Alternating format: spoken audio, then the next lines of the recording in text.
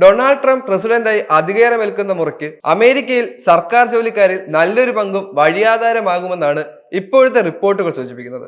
Indian വംശജനായ വിവേക് രാമസ്വാമിയും വ്യവസായ രംഗത്തെ അധികനായ ഇലോൺ മസ്കും ഡിപ്പാർട്ട്മെന്റ് ഓഫ് ഗവൺമെന്റ് എഫിഷ്യൻസി ഇത് സംബന്ധിച്ച പ്രഖ്യാപനം നടത്തി കഴിഞ്ഞിരുന്നു. അനാവശ്യമെന്ന് കരുതുന്ന ദശലക്ഷക്കണക്കായ ഉദ്യോഗസ്ഥരെ ഒഴിവാക്കുമെന്ന് വിവേക് രാമസ്വാമി ഫ്ലോറിഡയിൽ പരസ്യമായി പ്രഖ്യാപിക്കുകയും ചെയ്തു. ഫെഡറൽ ബ്യൂറോക്രാറ്റുകളുടെ ബ്യൂറോക്രാസിൽ നിന്നും കൂട്ടത്തോടെ പറഞ്ഞു വിടാൻ കഴിയുന്ന സ്ഥിതിയിലാണ് തങ്ങളുള്ളതെന്ന് വിവേക് രാമസ്വാമി പറയുന്നു.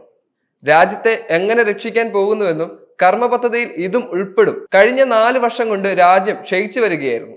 അതിൽ നിന്നൊരു വീണ്ടെടുപ്പിന് അധ്വാനിക്കേണ്ട സ്ഥിതിയാണെന്നും ക്ഷയിച്ച രാജ്യമായി തുടരേണ്ട അവസ്ഥ അമേരിക്കയ്ക്ക് ഇല്ലെന്നും പ്രസിഡന്റ് തെരഞ്ഞെടുപ്പ് കഴിഞ്ഞതോടെ ഉന്നതിയിലേക്ക് നടക്കാവുന്ന രാജ്യമായി നമ്മൾ വീണ്ടും മാറി. ഈ രാജ്യത്തിന്റെ മികച്ച ദിവസങ്ങൾ യഥാർത്ഥത്തിൽ ഇനിയും നമ്മുടെ മുന്നിലുണ്ട്.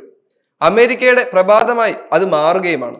യുവതലമുറയ്ക്ക് നിറം നോക്കാതെ തൊഴിൽ ലഭിക്കുന്ന സാഹചര്യം ഉണ്ടാകും എന്ന് അദ്ദേഹം കൂട്ടിച്ചേർക്കുകയും ചെയ്തു. അമേരിക്കയിൽ നിലവിൽ സ്ഥിതി വളരെ രൂക്ഷമാവുകയാണ്.